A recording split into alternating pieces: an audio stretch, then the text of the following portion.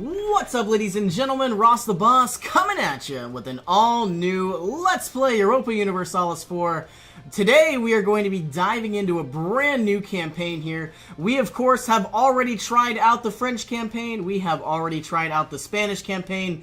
We have even played as the Ottomans. But one country that we are still yet to experience is, of course, England herself. We are trying, of course, to sail across the Atlantic here, explore and colonize the New World, North America, Central America, and South America, with the entire goal to essentially secure as much trade, production, and manufacturing as we can through, of course, the flow of tobacco, spices, slaves, and, of course, sugar.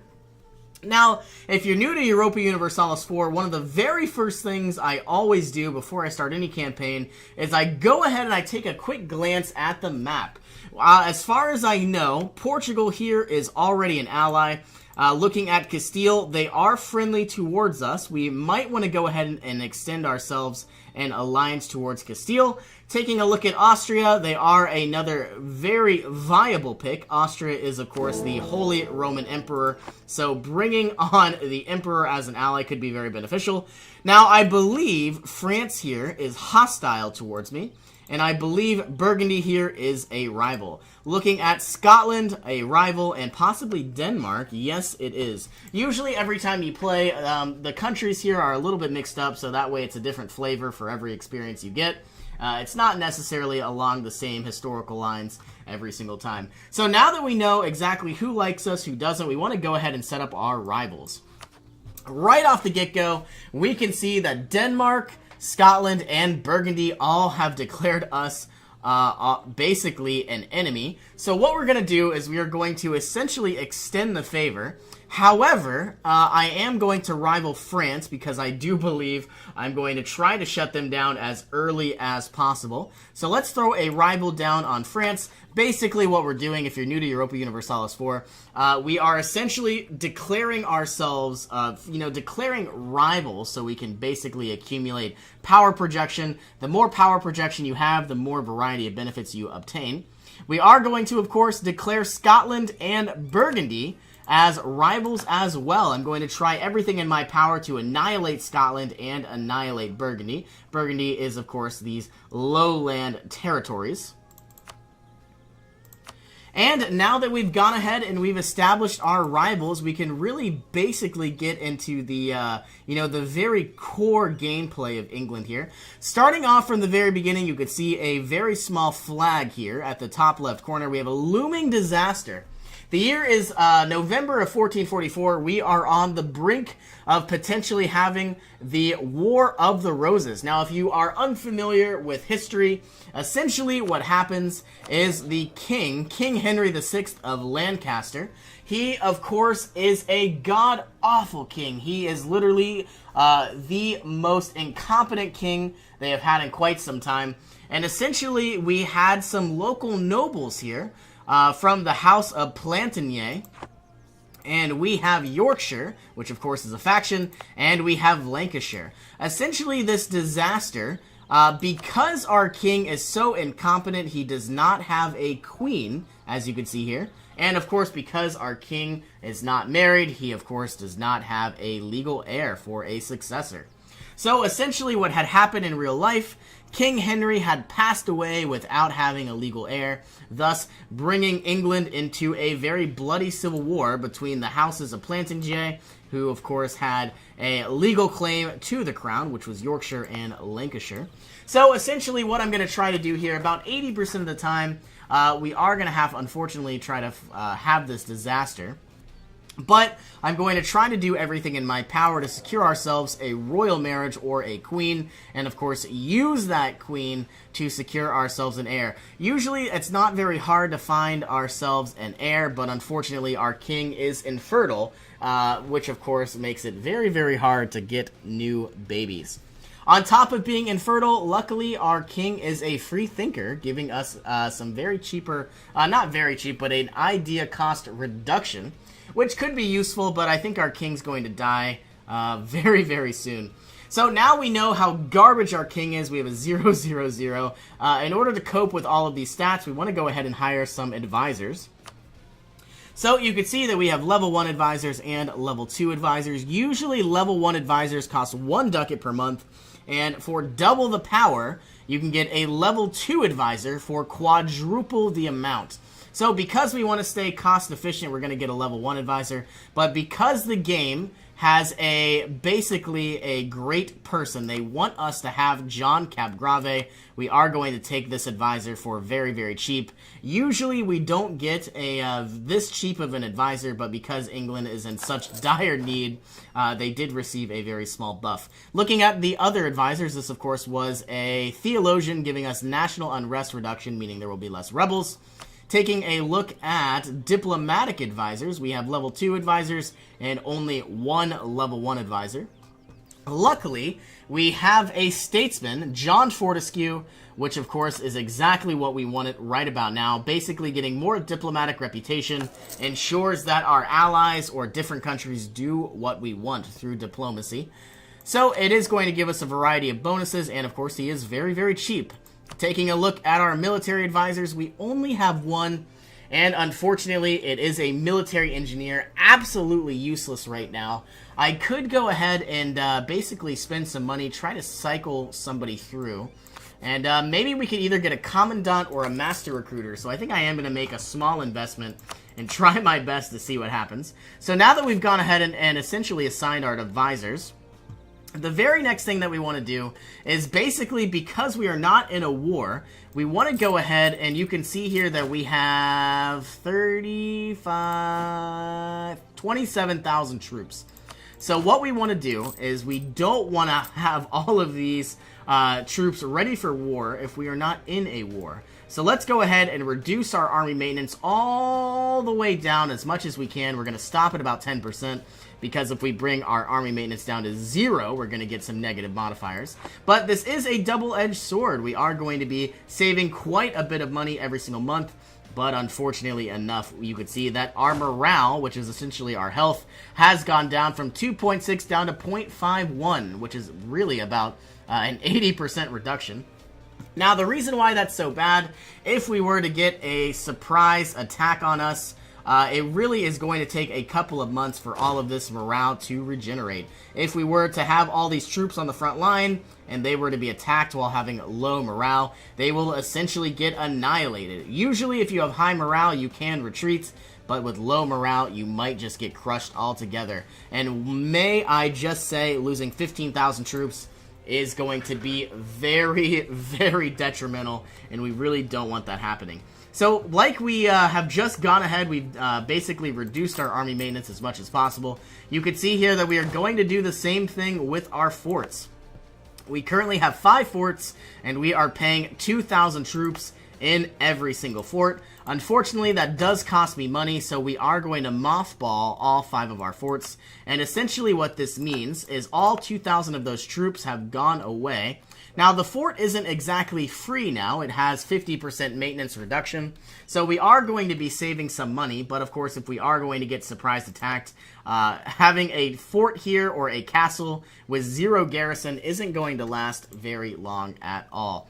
So we've gone ahead, we've mothballed our fort, we've reduced our army maintenance all the way down as much as we can. Taking a look at our fleet, it looks like we have 2 fleets here. We have the Royal Navy, and we have some Blue Squadron here with 10 light ships. Essentially, all of our ships have different functions. We are going to take a look at these early carracks. They are the essentially the pinnacle of our fighting force here in the sea. But unfortunately, all of these cannons, they have 40 cannons per ship in a very powerful hull. Unfortunately, they are very, very expensive, and we want to do everything in our power to conserve as much money as we can. So we are going to go ahead and mothball these ships. We are going to put them into port and essentially retire all 200 sailors in each ship. So 1,400 sailors are essentially not going to be paid for. And essentially these ships are going to go into port. They are going to be put on dry dock. They will deteriorate and rot, unfortunately enough. So all of their durability will drop from 100% down to 25%. So not necessarily too bad. We are going to save a lot of money. But like I said, if we're going to go to war, we definitely need to repair. All of these 18 transport ships are going to find their way over to Lancashire. And finally, we now have a third fleet, which of course is our Blue Squadron, which of course has 10 light ships. If you're unfamiliar with Europa Universalis 4, our light ships are essentially a very, very cheap investment that is pretty powerful, don't get me wrong, but they're not nearly as strong as our heavies. What they do is they protect trade in a variety of regions. Anywhere that we have a merchant would be a very good place to throw in our light ships. So right now we have 10 ships. We're going to split this military in half, or split this navy in half. Go back to political map mode. We are going to send the Blue Squadron with 5 ships all the way to the English Channel. We are going to essentially protect our trade, prevent smuggling, and basically secure more coin for the crown, which of course is going to go into our military conquerings, spreading the ideology of basically Great Britain. And we have the White Squadron now, which is going to become the North Sea. And we are going to send these 5 ships up to the North Sea. It looks like we're going to make 0.23 ducats in profit. Now, it looks like we are only sending about 1.72 ducats down. We only have 20% trade power in all of the North Sea, so we want to do everything in our power to essentially get as much as we can.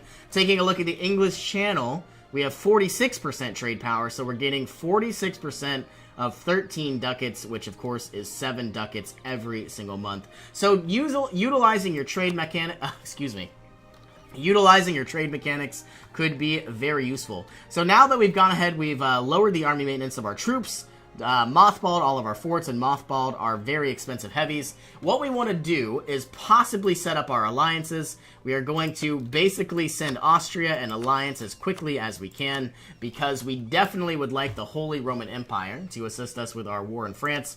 Now, unfortunately, France is very powerful, and I won't be able to attack them on my own. At least not yet. We're going to try to do everything in our power to essentially bring in our allies, Austria, Castile, and Portugal, to annihilate France. I'm allowed to have up to 4 alliances, so I think I might even try to ally somebody here over in Ireland. And the goal, of course, as you can see, that we have a variety of disputed counties, we have a variety of provinces that all have a different ruler. So what we're going to try to do is find one of these provinces that preferably have a high development. I believe Kildare has 11 and Tyrone has 11 development. So, it's not much of a difference, but, an extra taxation and production would be very useful. So what we're going to do, we are going to send a diplomat. I believe in ruling through the pen rather than ruling through the sword. So if we could somehow influence one of these provinces here, or one of these counties, if we could somehow get them to like us enough, we could offer them an alliance, we could secure ourselves a royal marriage, which of course will improve their relations and possibly even prevent the disaster altogether. We could possibly create ourselves a vassal, or better yet, a puppet government. Basically, we would put some of our, our nobles on their courts, and basically we would rule in their stead, but they have some autonomy while also giving us quite a bit of income while we provide them a huge amount of protection.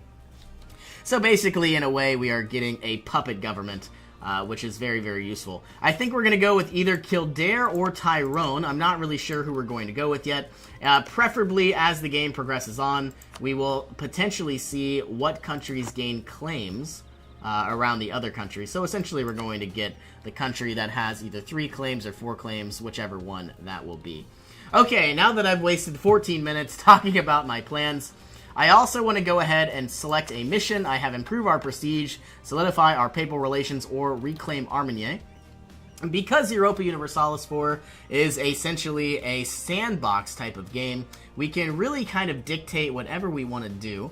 So I think what we're going to do is improve our prestige. If we could somehow bring our prestige all the way to positive 50, we have positive 11.92 right now. We are going to gain a heck of a lot of administrative power. Basically, Prestige, if you want to pause the game, you can see all of the different effects that Prestige gives you.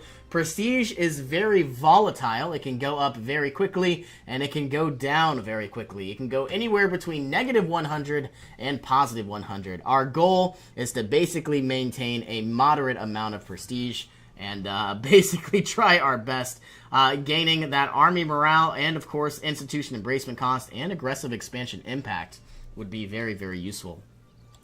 Okay, another thing I did not mention is because we are playing as England, we have the ability to set up, basically we have a parliament, and we can try to push issues through parliament. Now, before we do anything, you can see that we only have 4 seats in parliament right now, and it looks like we have too few seats.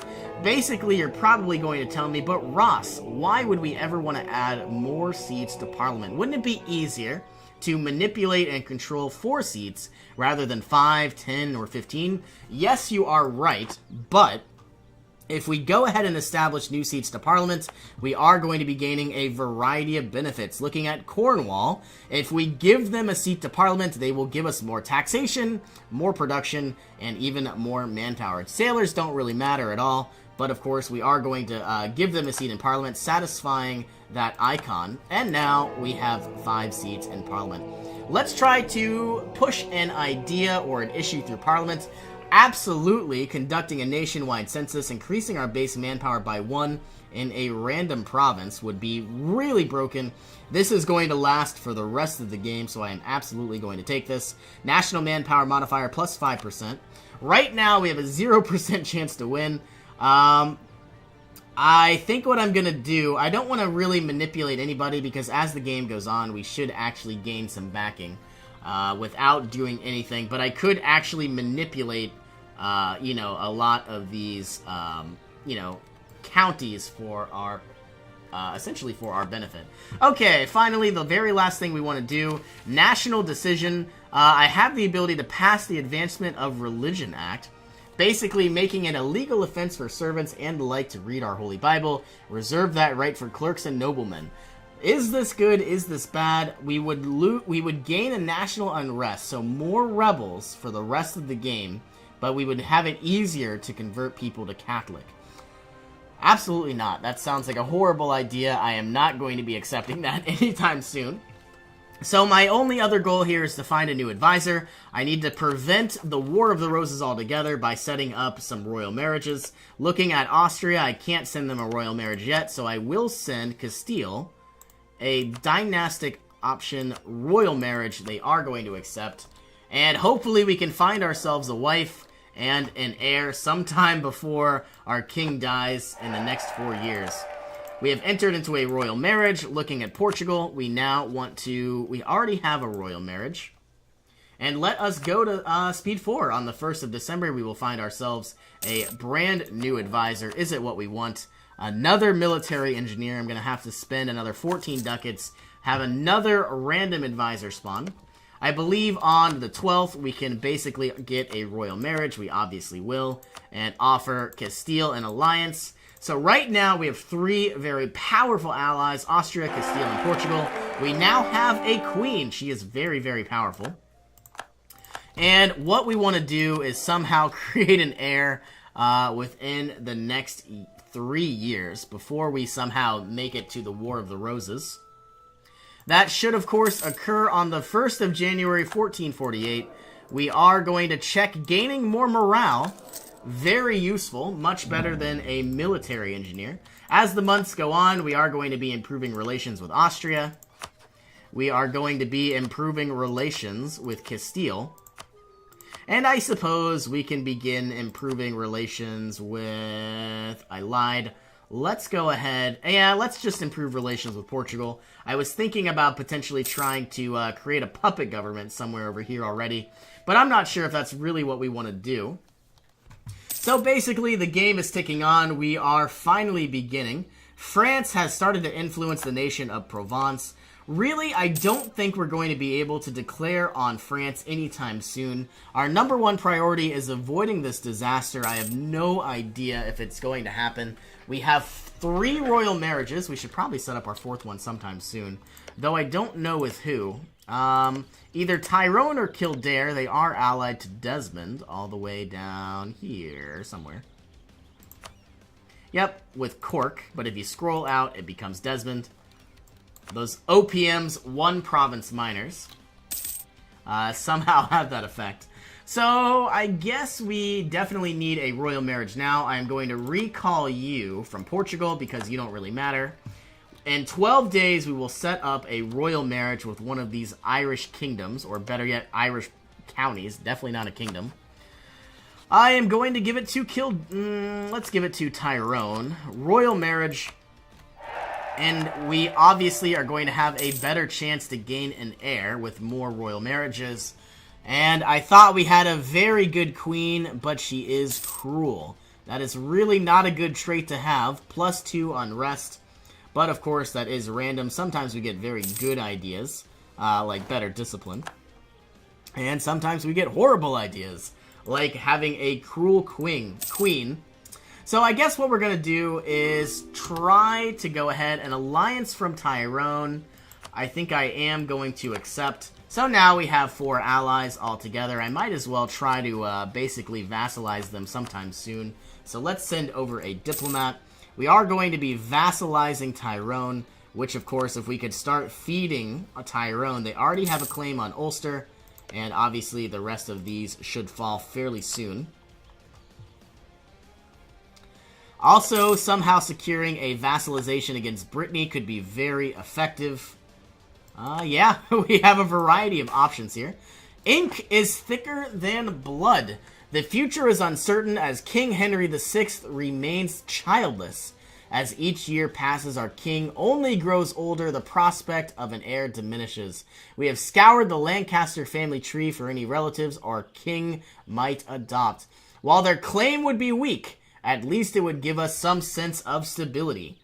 Okay, so we could get any of these, but all of the claims would be weak. A 412 is garbage, a 124 is garbage, a 241, and remains without an heir. I don't really want a weak claim. You know, I might have considered it if it was like a 556, but a 241 is not what I would like. I am going to remain without an heir. Yikes, this is going to be a horrible idea. But basically, it is going to bring us closer and closer to the War of the Roses. Hopefully, either the Kingdom of Yorkshire or the Kingdom of Lancashire will provide us with a very powerful ruler.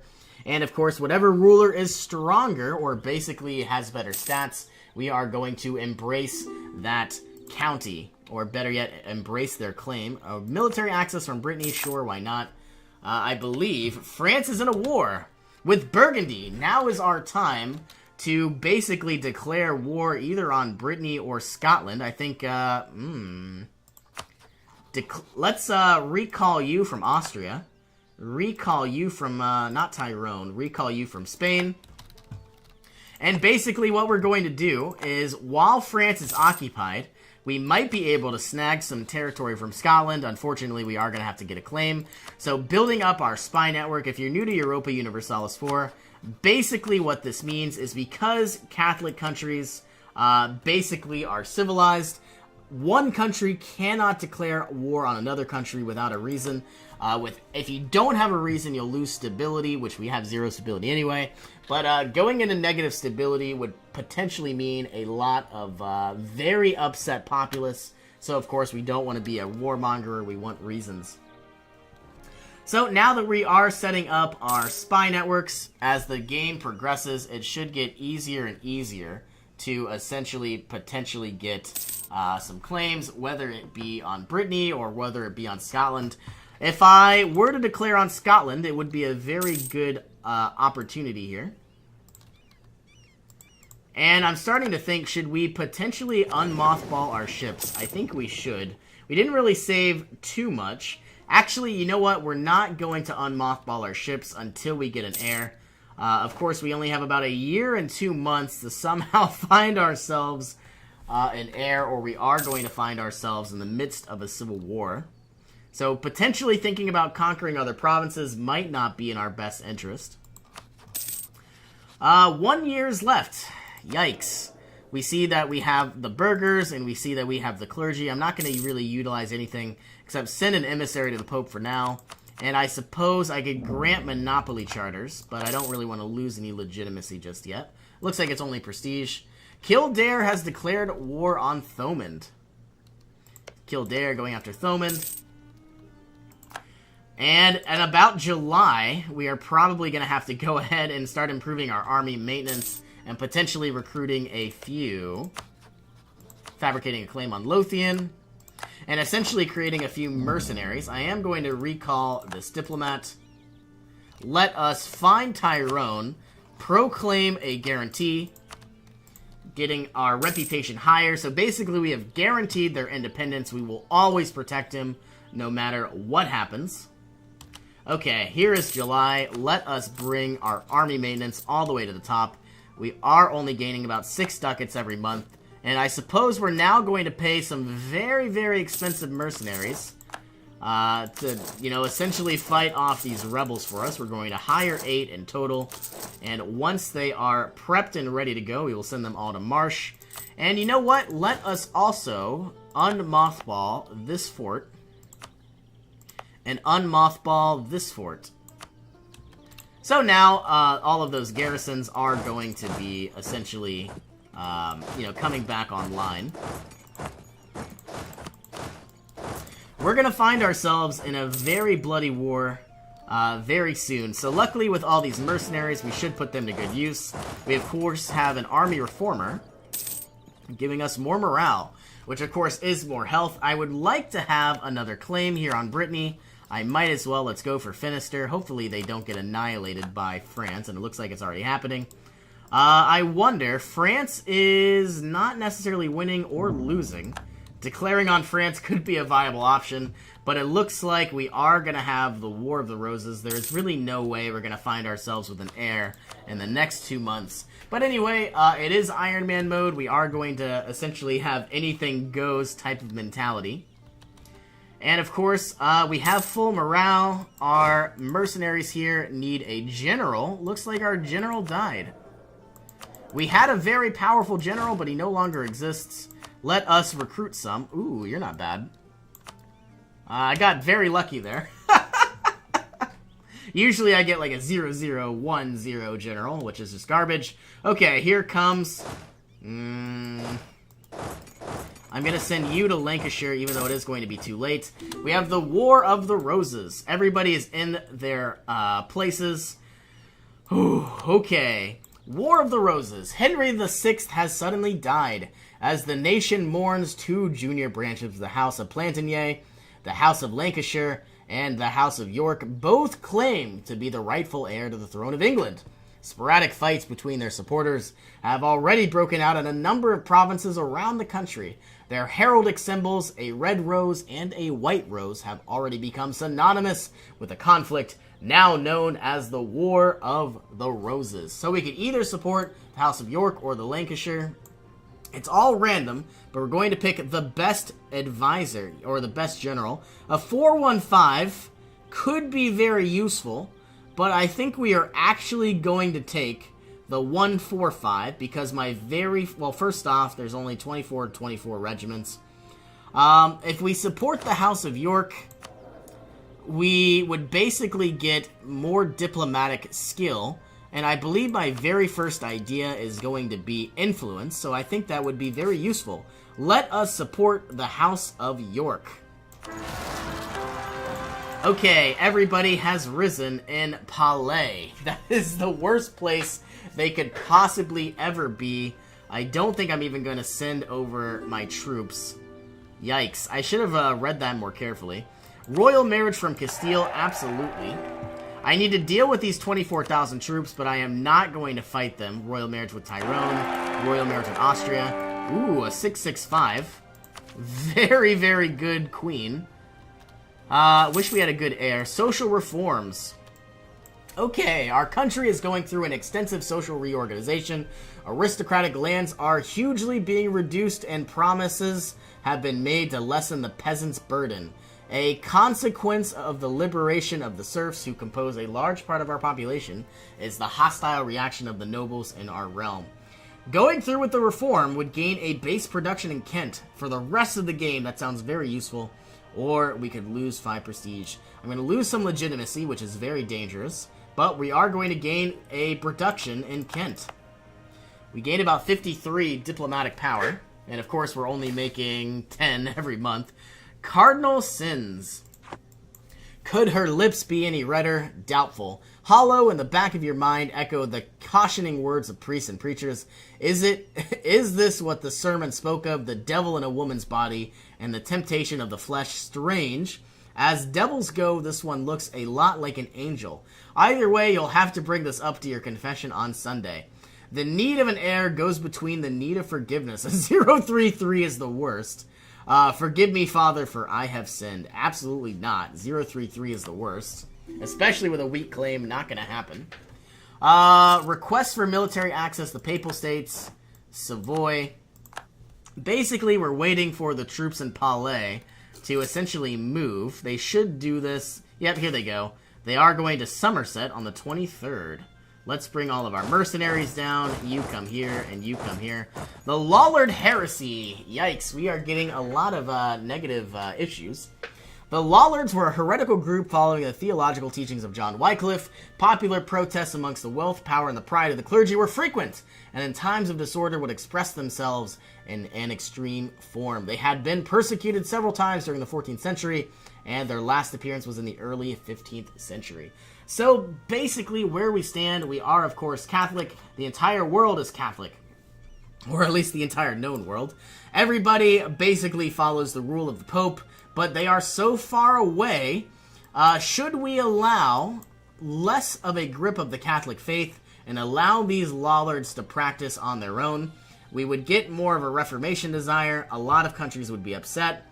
But if we stop them, we would have to deal with, of course, a very powerful army, much like the English Pretenders. I think we will let them be for the sake of our manpower. And we are going to have to send a diplomat down to the Pope. We have hurt their feelings very much. We are getting quite close to potentially getting a free vassal from Tyrone. And very soon, on the 23rd of August, our troops are going to arrive. Let's bring you all the way to Somerset. That way we can basically send over troops as soon as we can. Declaration of the Lancaster Pretenders. A lot of unrest. Still waiting until the 23rd of August. We are going to lose a little bit of manpower here. And I think we are going to send everybody in whenever we can. Okay, one thing that I did not mention. Before the game even started, England here was at war with France. Unfortunately, England did lose this war. They lost the province of Armagnac and they lost the province of Maine. Because the kingdom, or the province of Maine, the governor did not want to surrender the province, they actually never did cede it to the French. So, in exchange for accepting the Treaty of Tours in 1444, the county of Maine was promised to France. In practice, however, this has still not come to pass. No English governor wants to be remembered as the one to surrender Maine. And in London, prominent nobles are claiming that our negotiator, William de la Pole, has no mandate to make this concession in the first place. French emissaries have repeatedly tried to remind us of this ever since the signing, and Henry VIII, or Henry VII, has now finally taken matters in his own hands and shown up at the walls of Le Mans, demanding the city to surrender. Unless we surrender Maine to the French, we are very likely looking at a hasty resumption of hostilities. If we surrender the province, we will lose some prestige and a stability. We will gain a truce with France, or we will have a war. Now, it looks like France is fighting off Burgundy. Do we really want to be in a war with France, especially with all these rebels on our doorstep? We are going to surrender this territory, lose the stability, but it does have to happen. There goes 16 development. Very sad. All of our troops got annihilated because we were busy. That sucks. Let's go ahead and create 8 more mercenaries. That really does suck. That's what happens when you were on. There goes a lot of my money. Basically, I didn't want to really lose manpower, so I don't believe I will. Let's improve my stability, going from -1 to 0. And for the time being, we will set a focus to admin. Now that all of our troops are prepped and ready to go, we're waiting for their morale to get higher. We have a lot of unrest. Let us give you a general. A 1-4 isn't great, but you should arrive here on the 1st of next month. On the 3rd, you will arrive on the 6th. 7th is okay, and you will arrive on the 7th. And hopefully we can crush these rebels with the help of those mercenaries. We did lose quite an abundance of income. Let's consolidate these regiments, bringing them from 8 to 4,000. And can we crush the pretenders? With one successful blow, it looks like we have. All of you will head to Palais, try to siege down this province, and basically the War of the Roses will be over when we have a stability of +1, which we could gain right now, and we need an heir. And it is going to be a little challenging to find an heir. We have tried so hard as it is. Let us fabricate another claim on Armor. And basically, we want to gain Brittany as a vassal sometime soon. Soldiers desert. There is nothing we can do. Or let them take from the local peasants. National unrest, monthly autonomy change. Ulster intervenes. 10 in Yorkshire. All of you are going to head up. You are going to head up. I'm not going to accept just yet until all of my troops can arrive. Go to Lancashire, and then Yorkshire. As everybody arrives, nobles are disgruntled. Now it's Palais. It was literally Yorkshire a minute ago. One moment. As we sail our troops back on over. Okay, we need to give you some sort of general. Allow us to crush these rebels. Nobles are disgruntled. The nobles have so far stood by the crown during the War of the Roses, expecting to be generously rewarded. But there is a growing opinion among many of them that there has so far been little recognition of their loyalty. We could send them gifts, or local support will be removed from Normandy, and local unrest +1. Unpausing the game. Still waiting on an heir, but luckily we did take out those rebels. Our manpower is down to only about 9,000, and we're losing money, surprisingly enough. Mainly because of our mercenaries, but we might have to put them to good use. I'm hoping that Brittany here will take the province of Anjou, and then of course I can vassalize them. The end of the War of the Roses. The armed conflict over the concession of the English throne is finally over, and the ruling dynasty defeats the rebels. Order has finally been restored. We've gained 50 prestige, 1 stability because we now have 50 prestige. We have now completed the mission, gaining 100 admin, and it looks like we have William, our new heir. Everything has gone very well. All of these mercenaries can be destroyed. We are now going to offer Tyrone a vassalization. We don't have a diplomat, so we can't do that just yet. So in 5 days, we will offer them a vassalization, and I believe we are finally going to end this episode. So thank you all for joining me, and I will see you in our next adventure.